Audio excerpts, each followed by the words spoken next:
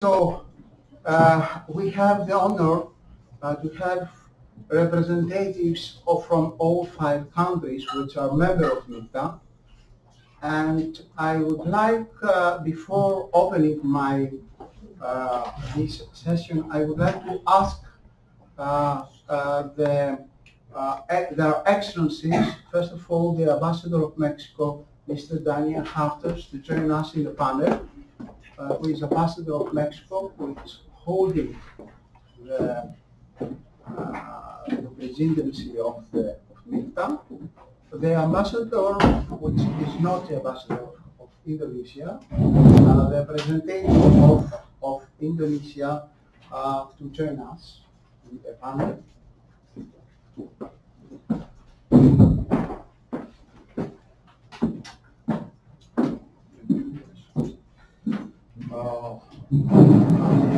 Vardana, if I spell his name well.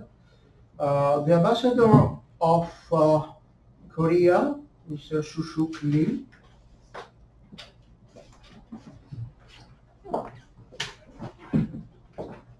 His Excellency, the Ambassador of Turkey, Mr. Erjigerdin.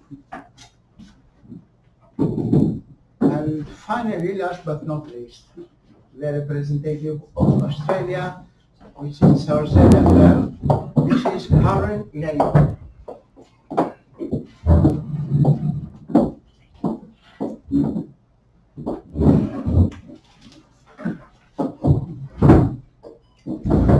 So I will open this very interesting panel by saying a few things as an academic, because I'm professor of international relations at the University of Gien, at the Department of Mediterranean Studies, and one of my research areas is transregionalism and interregionalism. So from an academic perspective, MIKTA is an example of a classic type of cross-regionalism between states from different continents. It was formed in 2013, and I think there are 4 main characteristics for MIKTA. The first one is, of course, as I pointed out, that it is from different continents, from Turkey from Europe, Australia, Mexico from America, Korea, and Indonesia from Asia. The second characteristic is that all these countries could be considered as middle powers. They are not powers of the magnitude of Brazil, but, for example, but they are considered middle powers, and the literature nowadays in international relations is very interesting and is expanding about the role of middle powers in the international system. So through MIKTA, this is a proof that the middle powers are able to form a coalition, to form a regional cooperation, and offer some public goods in the international community. The third characteristic is that all these 5 countries belong to Group 20, G20. And it's very interesting to see if they are going to form a subgroup in the G20, or they're moving towards another scheme, another form of cooperation, apart from G20, from their own. And the fourth characteristic is that they have a clear concept of international governance, of providing, as I mentioned, some public goods. For example, international energy governance, counter-terrorism and security, which is actually one of the main topics of coordination, cooperation between these 5 states. Peacekeeping, for example, trade and economy, gender equality, good governance generally, and sustainable development. Some of them are very important for the world community, and also some of them could become, I think, as niche topics of this cooperation. For example, peacekeeping is one of them. or good governance and gender equality.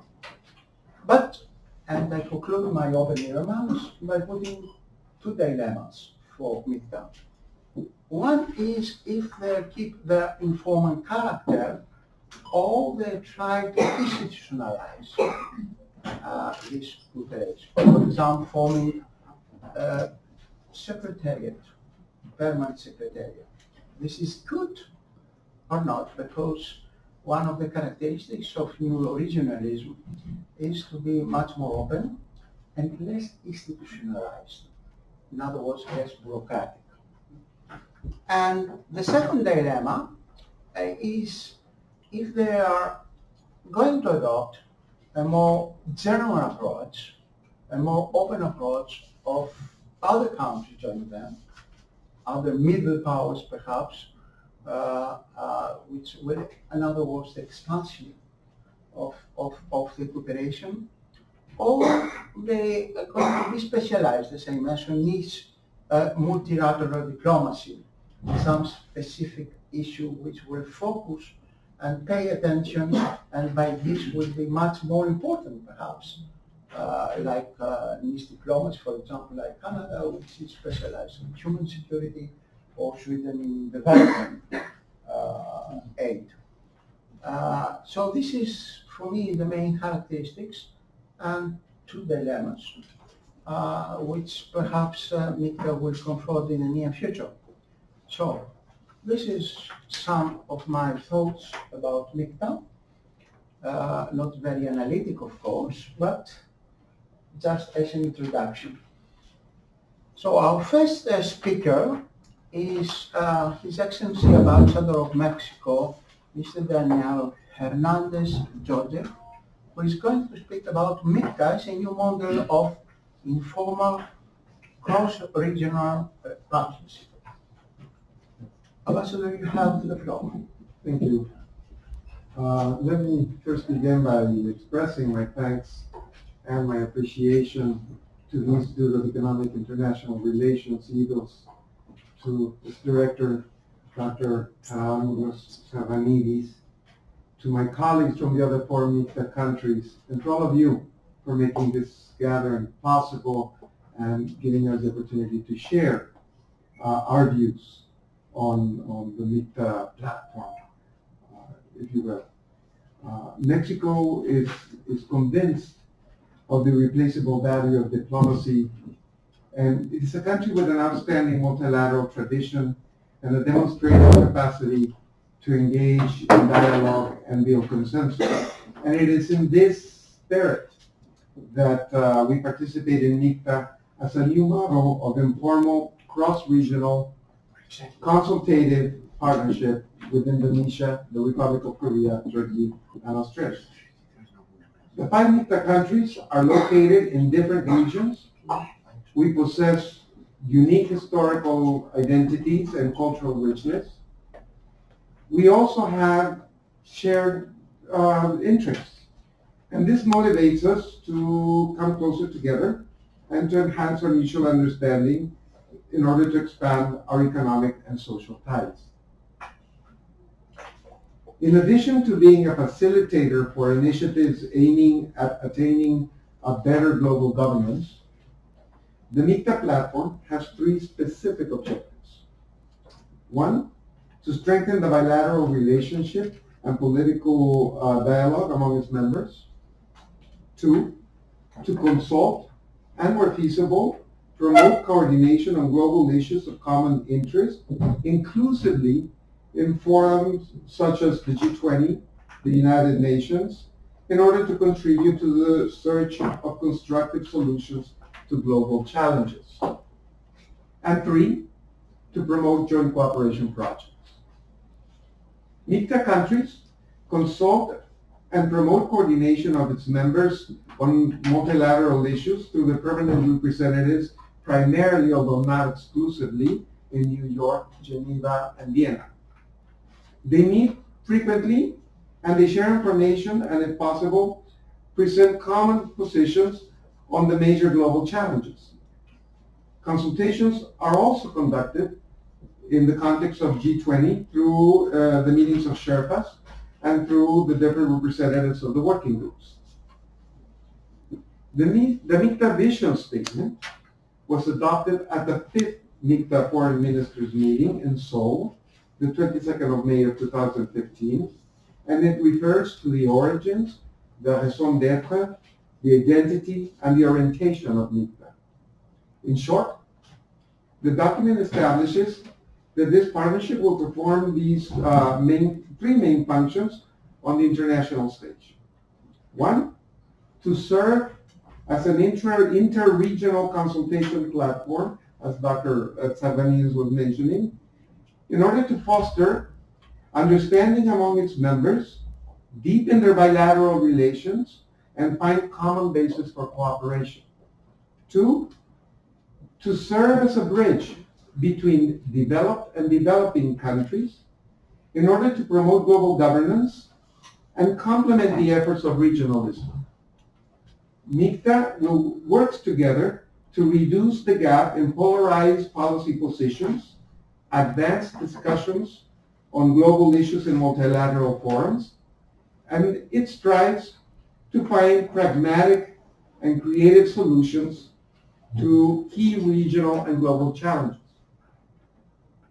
The third main function is to serve as a facilitator in launching initiatives and implementing global governance reform. MIKTA will play a role of an agenda setter and assume a constructive role on the global stage. At the 11th MIKTA Foreign Ministers meeting, which took place in Istanbul the 30th of December of 2017, the MIKTA guidelines were adopted. They describe the way in which the platform will work to achieve this vision. This document, the guidelines, establishes the MIKTA structure, its organization, and its procedures. The appointment of responsibilities of the chair each year, and the 7 MIKTA priorities. I believe this should be posted up there. They will also determine the types of meetings to be held, which could be foreign ministers' meetings, senior officials, academic network. These are some examples of the private sector. And the collaboration of MIKTA in international forums and actions that will be taken to promote the group's visibility and public outreach. Now let me speak just very briefly to end about the coordination that Mexico is undertaking for this year, 2019. It is done with the theme of social development, global governance, and sustainable future. Thus, Mexico has sought to increase MIKTA's collaboration in 3 main areas. One is economic cooperation for social development. The second area is the strengthening of multilateralism and collaboration in international organizations. And the third one is sustainable development with an emphasis on achieving the 2030 agenda. Furthermore, as maritime countries, we share an interest to protect the oceans and its biodiversity, their biodiversity. Social inclusion is also a common goal, and we continue to work on the fields of the education and internet access. Now, no country can effectively address international challenges individually. MIKTA continues to evolve as a multilateral space that aims to play a constructive role in a complex international scenario. During 2019, Mexico has striven to strengthen the collaboration among the MIKTA's 5 countries with the ultimate goal of making our societies more inclusive and more prosperous. So I welcome, of course, any dialogue and questions at the question and answer session. Thank you. Thank you, Ambassador. Our next contributor is Mr. Vardana, who is Minister Consular of Indonesia. And I think there is a very good coordination between the countries because they have chosen different topics. So this is a proof of how well coordinated are. The topic is economy and contributed, fostering creative economy and contributed to global picture. Mr. Verdama, the floor is yours. Thank you very much, moderator. I would like to also to express my special thanks to Ambassador Mexiko for general introduction to the MIKTA. It's supposed to be my ambassador presenting today's our role in 2018 as the chairman of the MIKTA, but apparently our capital has asked him to leave Athens for consultation with our capital. So I'd like to apologize for his absence today. I'd like to add some further information that our ambassador has mentioned. I mean, our friends from Mexico has mentioned, Ambassador Daniel Hernandez, about the general description of MIKTA. What is MIKTA? We decided MIKTA in 2018 after taking over from Turkey in 2017 at the end of the 2017. And as the coordinator of MIKTA, we will organize some series of activities, including foreign ministers meetings, speakers, consultation for senior official meetings, and etc. And we have the theme of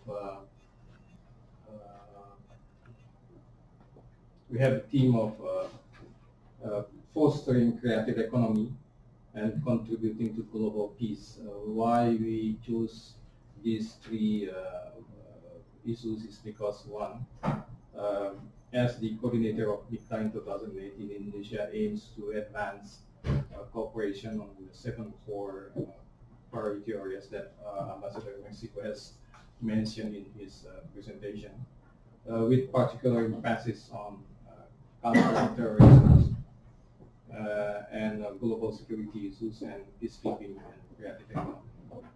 On the counter-terrorism and global security, Indonesia's commitment to prevent and eradicate tourism is rooted on our aspiration to contribute to the maintenance of international peace as well as the enhancement of international cooperations as mandated by our constitution. And also we believe that there is an increase in threats and acts of terrorism which takes the form of franchise. We think that based on the Global Terrorism Index in 2017 shows that in recent years there has been an expansion of terrorist activity to countries that did not have historical roots as the targets of action of terrorist groups. So through our coordinatorships, we organize some events that we could share our knowledge and experience in dealing with radicalisms and extremisms, and that combines hard approach and soft approach through our programs to de-radicalization, radicalization in the interfaith life. And secondly, with the issue of creative economy, we try to host some events in the context of how the creative economy can play an important role in the economic growth in the future, considering that creative activities contribute towards adding value for a product. And thirdly, this is my last and final information that add to the value that has been mentioned by our colleagues from Mexico, that on the peacekeeping, we are committed to realizing the vision of providing 4,000 peacekeepers to enhance our contribution towards the maintenance of world peace. In line with these efforts, Indonesia is seeking election for non-permanent membership of the United Nations. I think we have been elected as the non-permanent membership of the United Nations Security Council for the period of 2019 to 2020. So as coordinator at MIKTA, we hope that we can serve as a venue to secure the support of MIKTA countries by showcasing various activities and initiatives. This is the calendar of events that we organized in 2018. And through the active role of our government in maintaining the international peace and security through efforts in conflict prevention, peacekeeping, peacemaking, and peacekeeping. You can see the list of activities and meetings that we organized during our coordinatorship in 2019. I think that concludes my presentation. I would like to thank for your kind attention.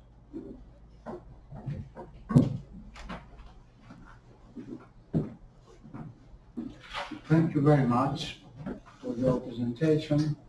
And now we are moving to our third speaker, His Excellency Ambassador of Korea, Mr. Shushu Lim.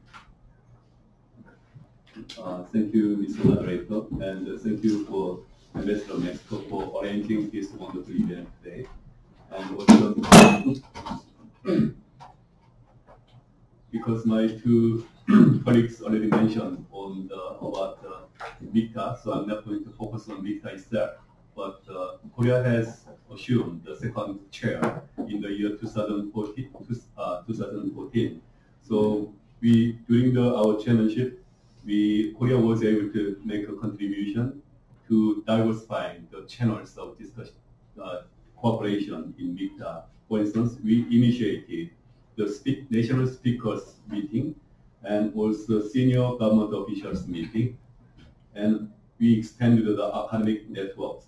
And also Korea is hosting the annual MIKTA Young Leaders Camp in Korea.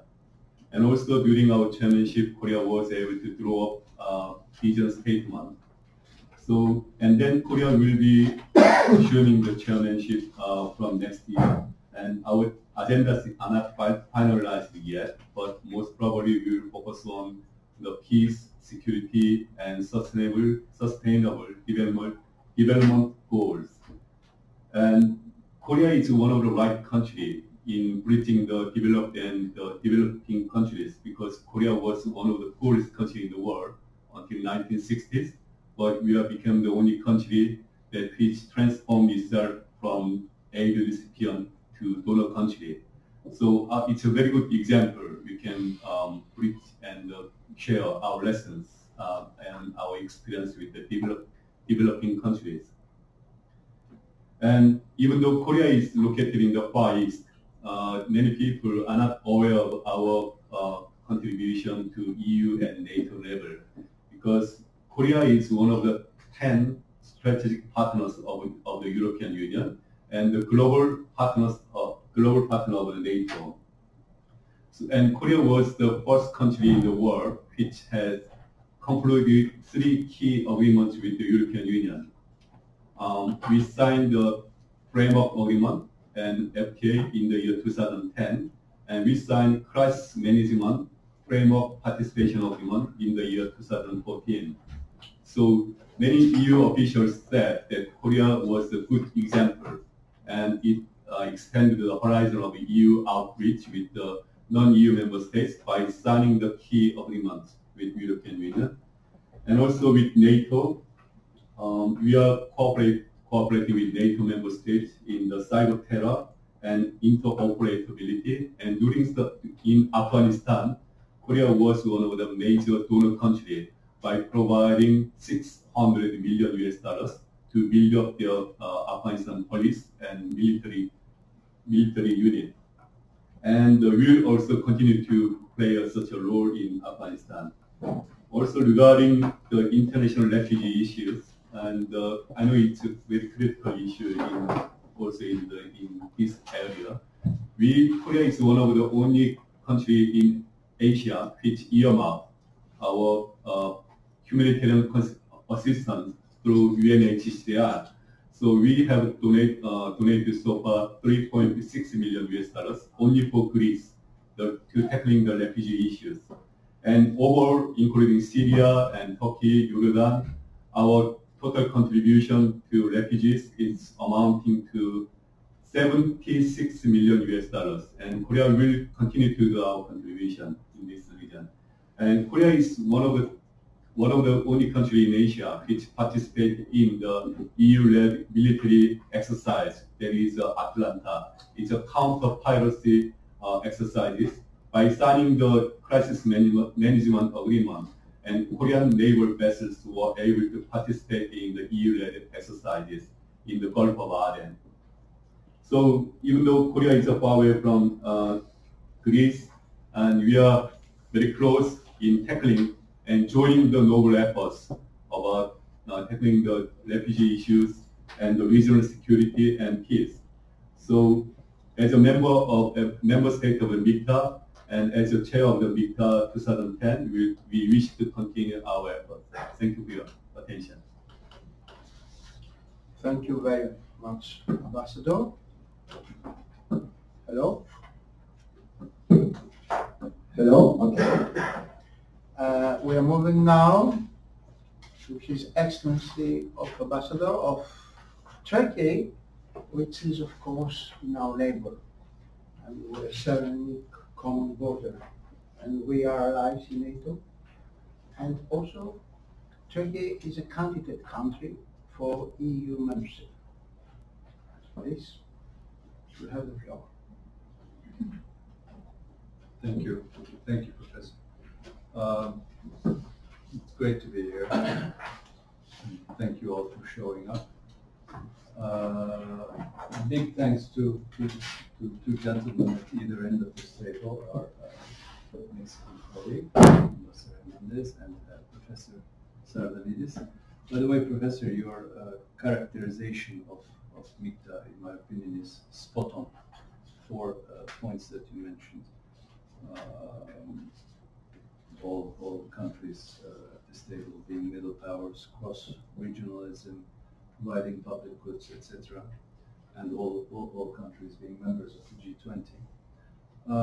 And you put forward some questions. I'll try to get to them in a moment.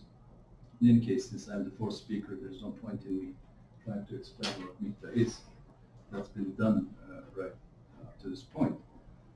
But I will spend just a minute or two talking about why this unlikely grouping with a strange acronym is indeed a good idea. Well, I suppose one could argue that the block-based world system is a thing of the past. We could, of course, argue whether we did reach the end of history or not. But in any case, the world is more transactional, and people are more connected, and trade is global at this point. So therefore, the WTO and G20 are also good ideas, in my opinion. But the countries represented at this table feel that further and specific collaboration among middleweight economies makes sense. So why do I think personally MIKTA is a good idea, and why does it work? Well, first of all, as has been said already, MIKTA members are like-minded on topics falling in its radar. We all believe in the principles of the United Nations, in international law, and in multiculturalism. Multilateralism, sorry. Multiculturalism is our thing. I don't want to speak, yes, I don't want to speak about multilateralism. We all believe in positive engagement in global dialogue, rather than sitting in a corner. We have a vested interest in in the stability of the international system. So we're a systemic group here. We're not out to rock the boat. We do think along similar lines on many of the global challenges of our time, such as sustainable development. It's hard. Actually, sustainable development, as you know, is made up of three main columns. Economic growth is one, social development is another, and protection of the environment is also part of what makes development sustainable. So all the countries around this table think alike on good governance, gender equality, migration, terrorism, energy, what have you, and are active contributors in the international forum. Second, MIKTA is made up of a group of countries with robust economic growth rates. As we said, all countries are a member of the G20, and together we make up, at last count, almost 10% of global GDP in terms of purchasing power, and almost 7% of global population. So together, they matter when you put all 5 countries. Third, MIKTA is not a regional cooperation organization and is not an alternative to any other organization. It's a highly flexible consultative platform on regional and global issues. And here, Professor, perhaps to answer your question regarding the dilemmas from a personal point of view, I can't speak for others. Well, the informal character is what makes the group work. You don't have a secretariat somewhere with a million people in it, with underground garages and things like this. You don't have heavy agendas. It's a group of people coming together and talking about things that matter to them. So, would it be open to other middle powers? Well, as Turkey, we always favor inclusivity. Again, it's just us. So we don't like to hide in our own shell. Would we like to have a niche portfolio or a general agenda? If my reading of MIKTA is correct, I think we'll leave things to leave things to the flow. We'll go with the flow. That's the thing about MIKTA. Fourth, getting back to my line of thought, all these countries are strategically located. That's another thing that makes us similar. And we're strongly linked to our surrounding regions. So each of us is at least a regional player. Korea is a global player in terms of global trade. Australia is a continent unto itself. So that's how things go. Fifth, the membership of the group is small enough, 5, to make collaboration and cooperation easy and efficient. It's easier to have a pull aside with 5 people than with 28 people. And this informal environment that the grouping provides does not require consensus, so there's no pressure. You don't have to convince anybody. Somebody comes and says, hey, you know what? This is what I think on topic X. And the other ones can politely listen, or they can say, have you thought about this aspect? So that's, I think, one of the great things about MIKTA. And lastly, the members of the group, I don't say this in a cynical manner, but the members of the group are so far away from each other that they probably don't have bilateral issues. The closest I know is Indonesia and Australia, but they're both civilized countries, so it should be not a problem. The members are, as I said, not representing a single religion, culture, ethnicity, or even region. So that's another plus from where I look at it. So, large enough to matter, small enough to actually work, and diverse enough not to upset anybody. That's my understanding of MIKTA. And probably, the best thing about it is that these countries have great food. I think that's the best thing about this grouping. And Australia has great wines to wash the food. Exactly. Works well. So, thank you. Thank you very much, Ambassador. So I give now the floor. Is it possible to close your microphone? Thank you. I give now the floor to the only lady which is in the panel, Mrs. Karen Lennon, which is also its country's competitor of Greece who produces wine. I know many Greeks who have been in Australia and giving their advice to the vineyards producers there. Chargée d'affaires, Mrs. Karen Lennon. Thank you. Please. Thank you very much. Good evening, everyone.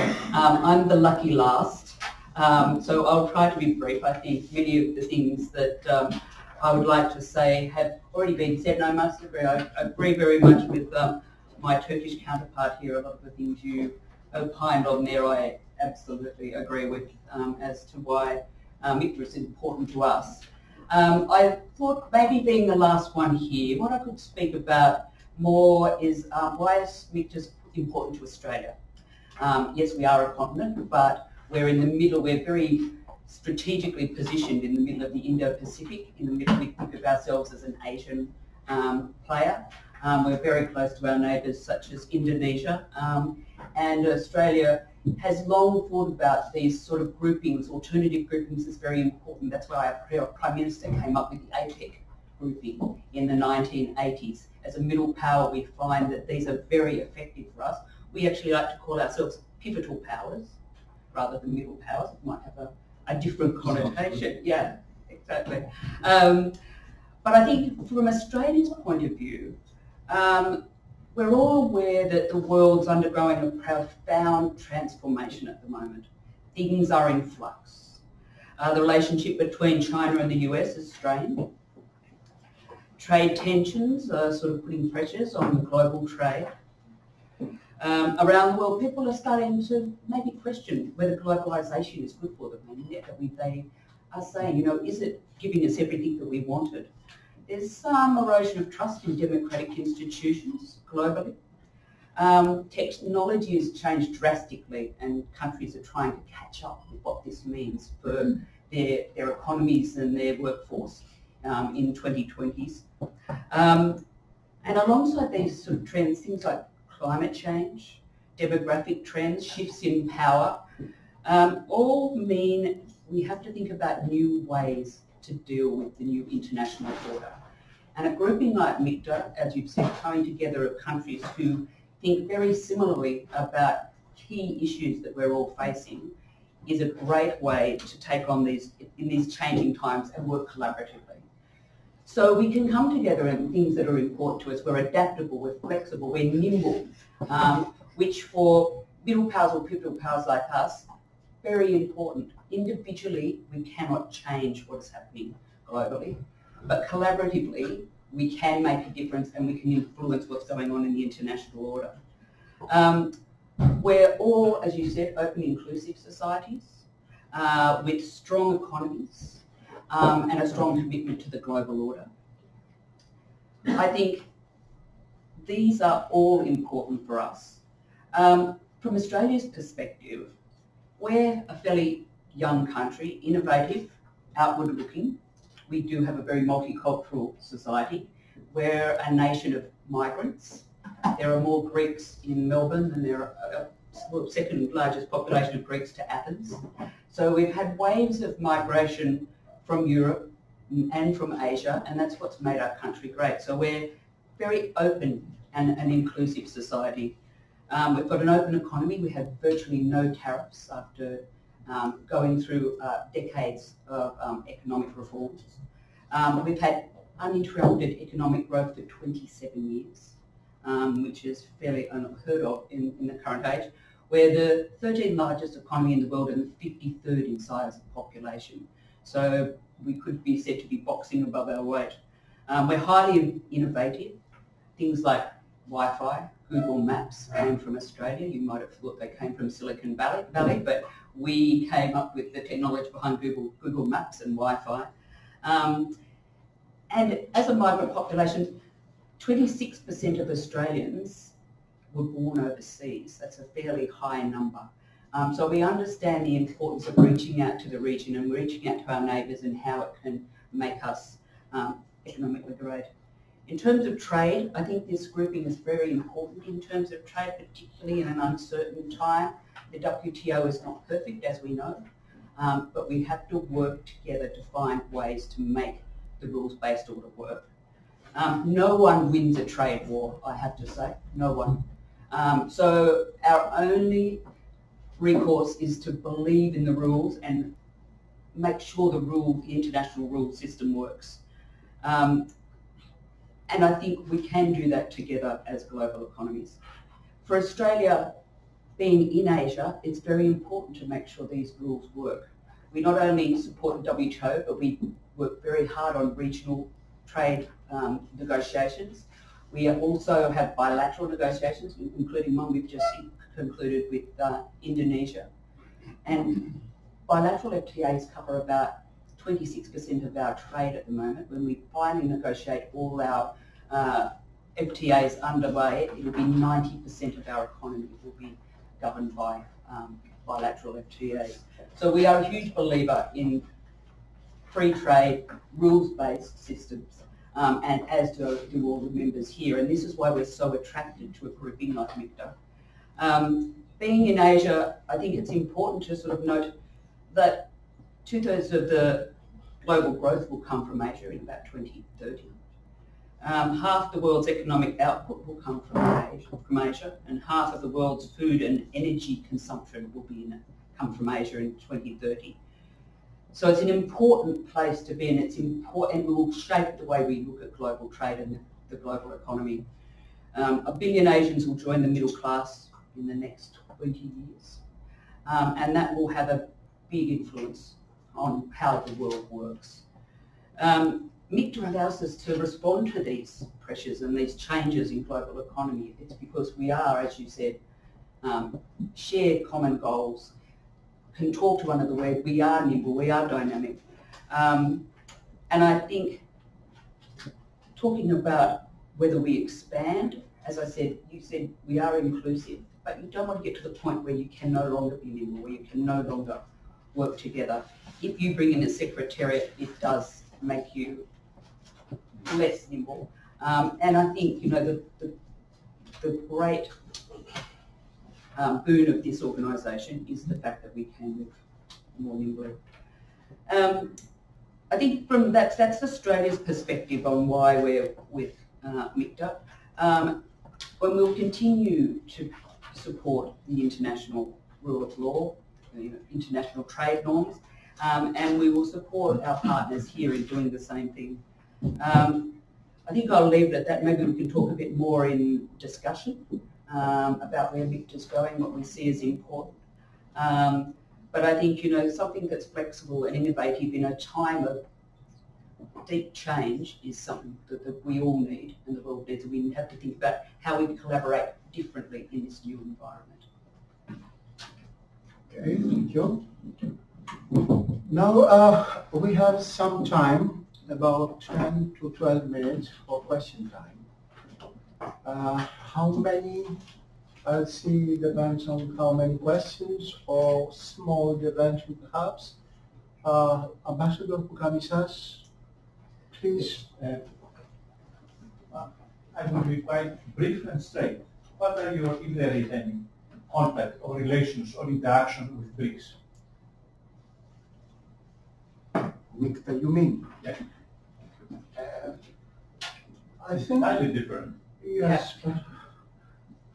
If somebody would like to answer, please. Well, I could try in the sense that MIKTA as a group, I don't believe we have such interactions with other groups, group-to-group, formal, organized, structured meetings of any sort, because first of all, again, we are a consultative group. And because of our structure and our openness, it's not the way we are set up to work. However, that does not mean that, of course, each one of our countries in their own settings and in their own bilateral relations, we have a contact with each one of the BRICS countries regarding our individual bilateral relationships.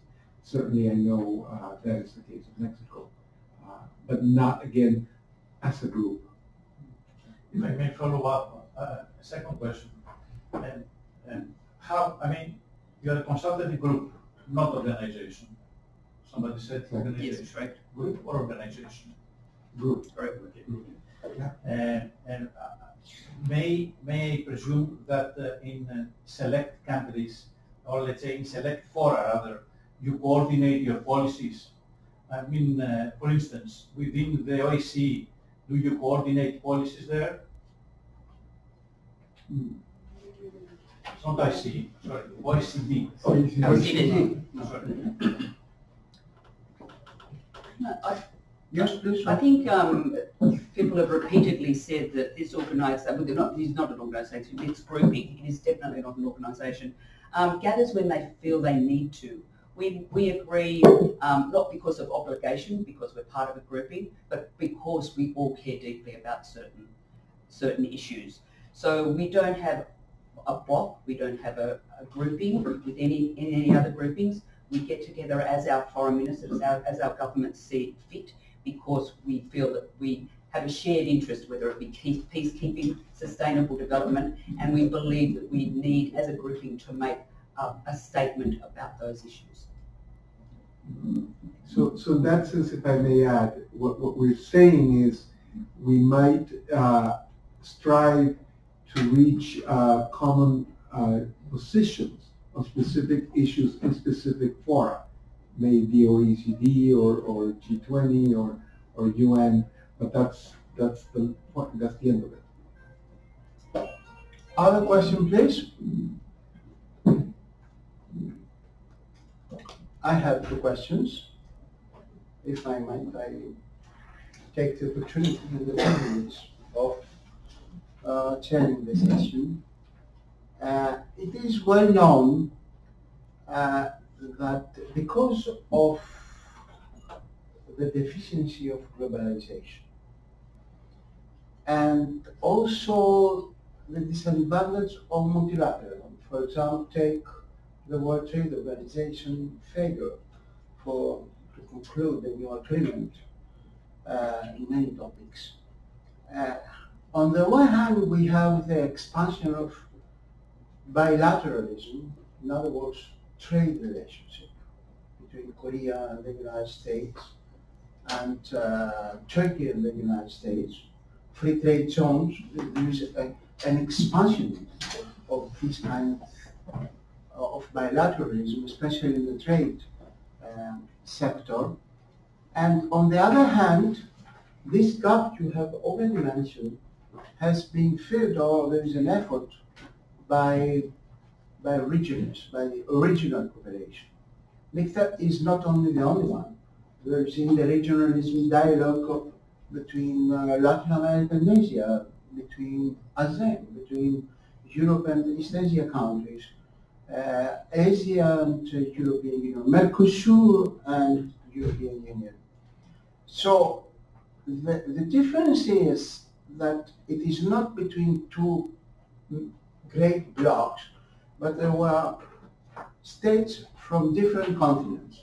I have in my mind another kind of this region, Brazil, Brazil, India, and South Africa.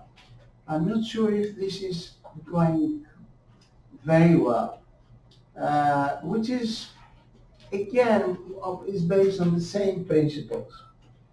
So, do you think that it is advantage and you will be able in the near future to coordinate your policy without being this cooperation to have regions, without regions?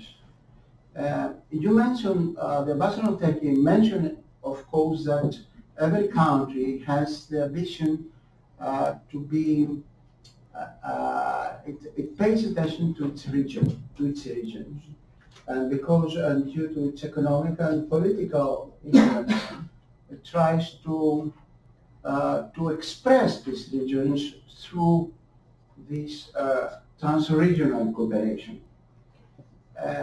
I'm trying to play the devil's role, advocate David. If what you have already mentioned as an advantage, perhaps in the near future, looking what visa is not going very well, you have also some problems in the future, because if you are big enough economy and you have the ambition of leading the region, not like Brazil, for example, Latin America, but it will create some reactions for other states in the region. So, are you going on a regional basis to play the role of hegemonic regional stability, for example, in a good sense, like the United States played after the war, and by this contributed to the political and economic stability, all of you together giving a new model of cooperation? I don't know if I make myself clear. There is a other question or other dimension? So I failed, I didn't provoke any questions. So this is, please, if you like to answer to this question. May I offer two sentences? I worked at the UN for a few years, and one of my observations was that it's a horrible place. Nothing ever gets done. But then, that was my initial observation. As time passed, and I entered my second, third, fourth year, I started realizing that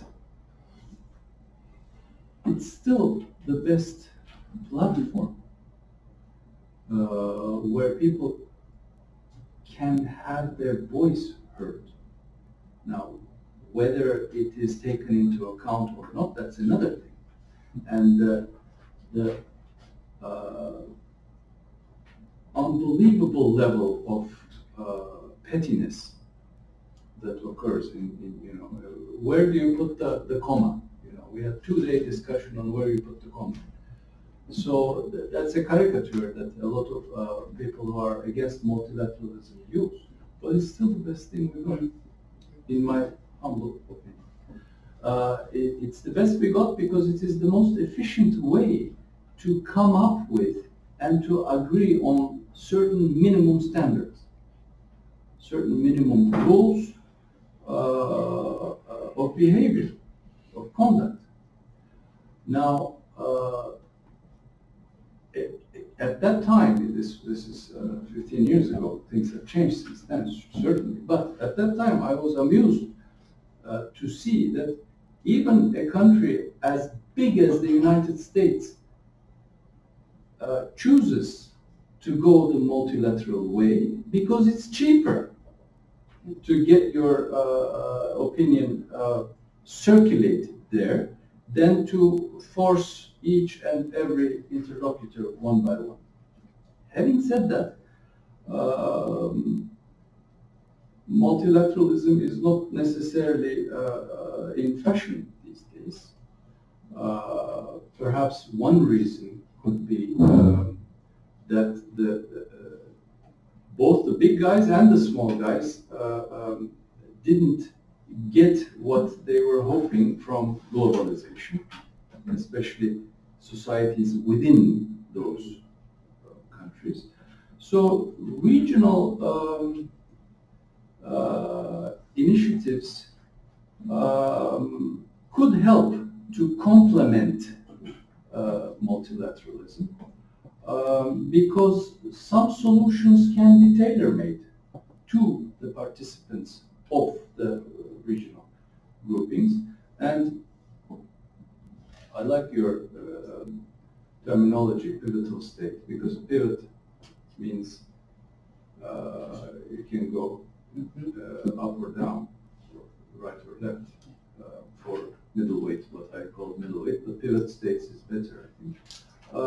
Well, pivotal states are large enough to make a dent in the global economic rule system, but still not so large that we can't move because of our own weight within our economies. So nimble, yeah, that's a good way also to characterize our states. In some multilateralism, it's awful, but what to do? Regional groupings could complement the shortcomings of multilateralism, and pivotal states such as ours could help in coming up with some recipes. And I agree with you. I think Australia is a huge supporter of the United Nations and the WTO. It is the only game in town, and we should not abandon the rule of law. I'm actually a lawyer by trade, and I think we descend into chaos if we don't have a rules-based global order. But it's not the only tool in our diplomatic toolboxes. Yes, it's fantastic, but regional groupings are, and this is Australia's Foreign Policy 101 in our Foreign Policy White Paper, regional groupings can reinforce, bilateral groupings can reinforce, and it allows countries like ourselves to change and form groupings like this where it suits us, where we're not obliged to vote or have a consensus vote or something, or we'll be tied up in knots forever and a day. It allows us to actually achieve real outcomes without all that machinery hanging off it. So Australia is very proudly part of APEC and ASEAN. We've been working with ASEAN for many years now. So we will join any grouping that suits our national interests and has a consensus that will help us achieve what we want to have. And I think this is what you see in these countries sitting here, that they have the same mindset. Yes, please. Yeah, I think MIKTA is just 6 years old, very young group of 5 countries, and they are also open-minded, and also on the other hand, we are very like-minded. So if you take a look at the statement that we adopted so far, we are touching on some major issues of common ground, like denuclearization of North Korea, or like migration, or any kind of terrorist attack. So it's a kind of way that you can speak for the common good of the international society and in regional and global basis. Excuse me, an announcement.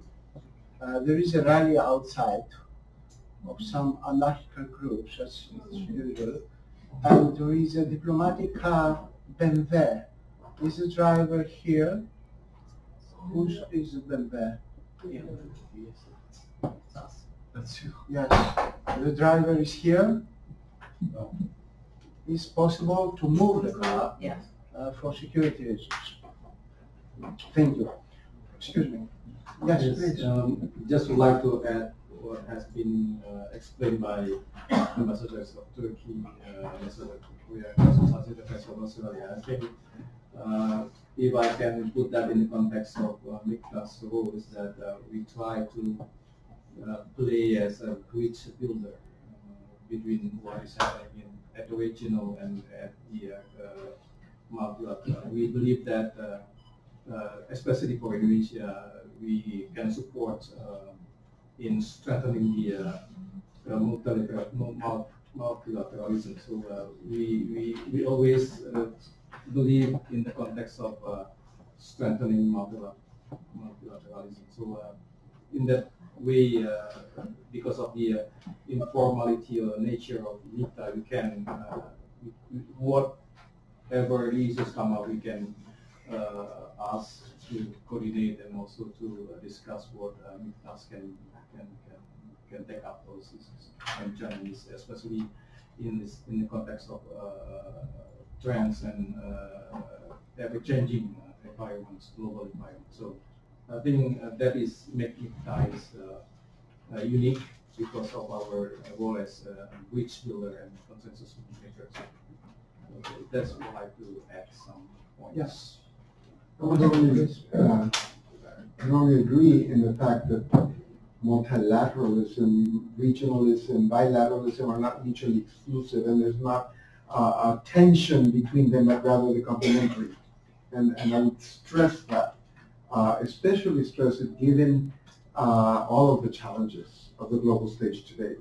It becomes extremely important to understand that these are complementary approaches. Second is specifically about MIKTA, the fact that we have established 3 very specific objectives, a list of 7 priorities, means we've found the common ground, we defined it, put it in writing, and we decided to concentrate on these objectives through and within them these 7 priorities that are the ones we are working on in order to contribute through each nation through its own bilateral, multilateral, and regional engagements in trying to build this global governance that our colleague from Australia is speaking about. The idea that we all believe in a rules-based international system.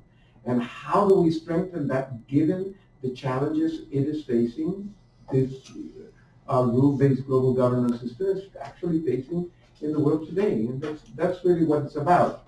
The loose form that our colleague, the ambassador of Turkey was mentioning is also important in the particularities of MIKTA in how we make this possible. At the end of the day, we need to stress that it is a consultative group and that each one of our countries, because of our pivotal role, has a different role to play in a different form or type of influence. We pivot differently because of our specific particularities, but together we can actually impact change. Okay, I think we have to stop here if there is no other question. And trying to conclude in 3 minutes, I could say 3 things that I think are very important. I think everybody has pointed out very specifically that there are not enough large to matter alone, so there is need for collaboration on the one hand. And on the other hand, they are small enough, I mean in terms of membership, to function properly. So for the time being, it seems that we're very satisfied with this arrangement. You never know what the future will present. And I will also, my second point is that there is a coordination with themselves, especially if I'm not making a mistake in G20. You are preparing yourselves to have common position in G20. This is very important because there is a habit of cooperation, and perhaps we'll try to expand this in other fora. And by this way, and this is my third point, you are able to prove that middle-range economies from different continents are able to work together in some specific topics which could, let's say, and you could provide some public goods, not only for your region, but also for the international community, and I use a term from the European integration, and spillovers to other groupings as well. Spillover and expand it with the collaboration between these, not regional, it's not regional, trans-regional, or rather not cross-regional is the right term, I think. Being academic, which sometimes academics are very precise. The terminology, it's not in practice, but in theory. So, having said that, I would like to thank you very much, all of you, and especially the Embassy of Mexico, which bring us this idea of organizing this panel, and to make also to the Greek public what MIKTA is about and what are its future prospects. Thank you very much again. I would like to, this is the first part of our event. There is a second part, which for me is quite interesting, because all the member countries have provided some food. So everybody is welcomed to taste some of the speciality of all the member countries of MIKTA. Houses wine. Wine. Houses wine. Yeah, and the wine, and of course, sorry, and the wine, And the wine. and baklava. Oh. So, thank you very much, all of you, for coming.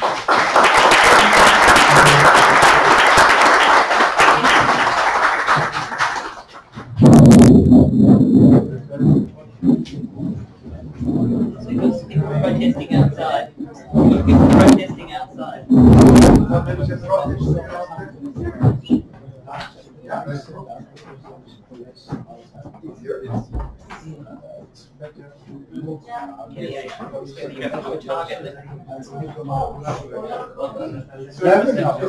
never know that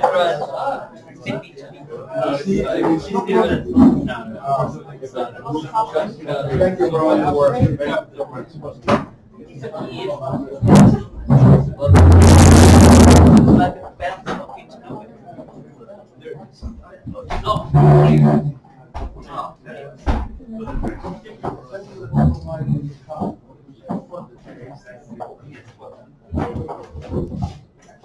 different kind of Very different kinds of food. we have prepared on it too.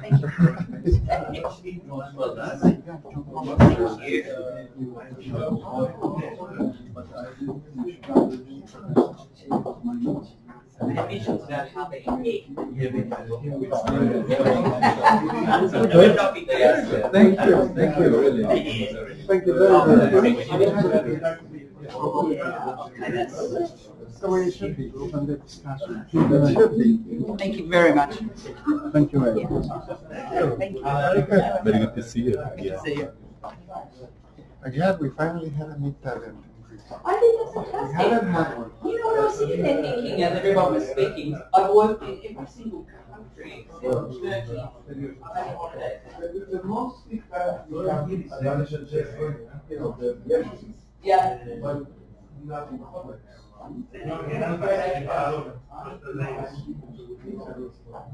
Quería visitar a los hijos de Parador, de Parador. My Portuguese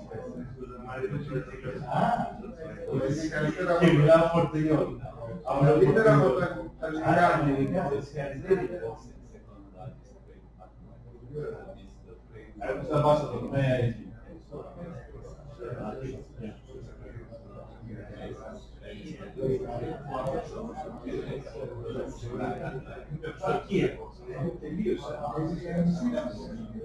Σήμερα έκανε στο Υπουργείο δεν πήγα, γιατί ήμουν στο Υπουργείο είχε εταιρείες από την Ουκρανία κάτι εργάσεις.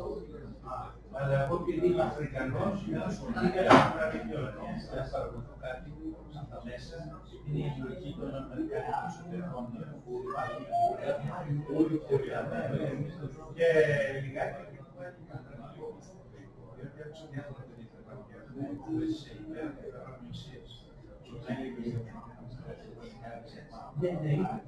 Έλεγε ο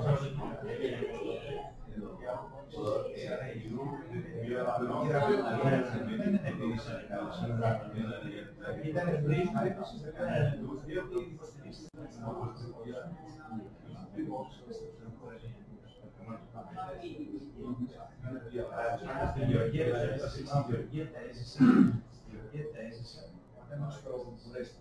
Δηλαδή, τότε είχαμε ένα πολύ καλό στάδιο, δεν τους συνέβησαμε. Αν είχε περισσότερο από το λοιπόν, κάναμε κάθε εβδομάδα staff meetings και θυμάμαι ότι είχε συμβατήσει η Γεωργία όταν είχατε είναι σημαντικό όλο αυτό δεν ήταν ερώτημα.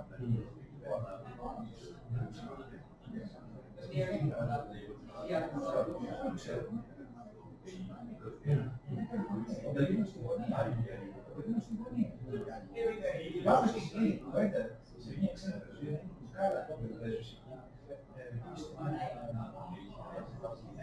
Είναι υπογραμματέας και σε δύο.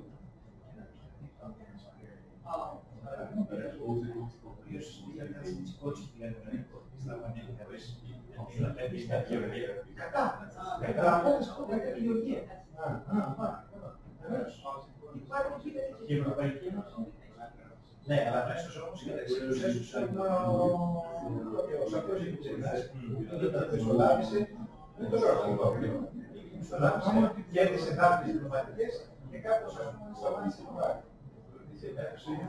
Ο Μανιάς έχει κάποια συζήτηση να πει ο Αλέξανδρος. Τώρα, ναι, δεν καλά μιλάει τώρα. Ναι, όχι σήμερα έχει λέει, με βάλει το προσπαθώ πολύ τώρα. Εντάξει, όχι όλοι, έχει όλοι πρόσφατες, όλοι έχει γράψει και σπουδαία και όχι, όταν είσαι πολιτικός πιο λίγα. Τώρα λοιπόν είναι συζήτηση με βάση τα βιβλία που έχει γράψει. Με βάση τα τέσσερα βιβλία είναι συζήτηση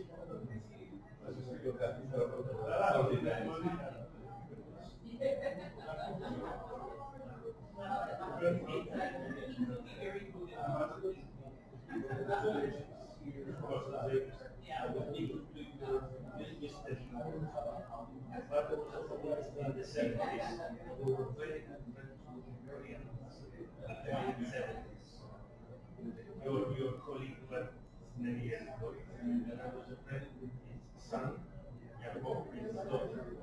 So I was looking for some kind of information, but I don't think it would be easy to find. In 1978, 79, the Korean ambassadors were very good friends. And I was friends with the son and the daughter. He said it's fun, it's difficult to find it.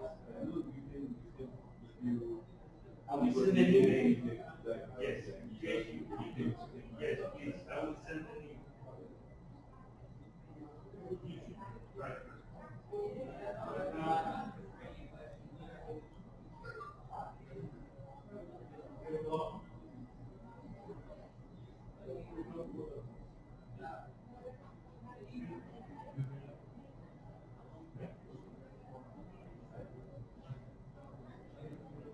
Io